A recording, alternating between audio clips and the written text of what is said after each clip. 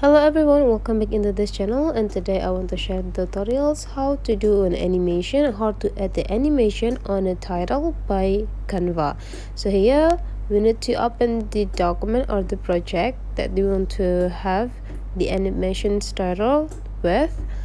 Okay, now the project that I want to edit is already open, and now just click the typewriting here, the titles, and then after it's being active, please take a look on the bottom side. There is several features here. So okay, we need to scroll into the left side, the features, until we find out in animate. And after the animate section is being appear here, just click it, and now we can choose what animate that we want to put in this title.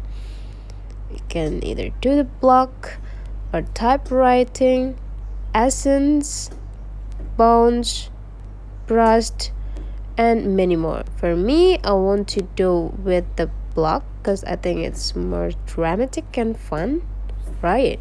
And then after that, we can adjust it by choose the directions. Either we want to do a block on the right side or go into the left side, upside or downside. We also can do the animate for the both, or on the center, or on the exits only. Okay, let's do for the block. After we finish, just click X here, and let's have a look. Let's have a test.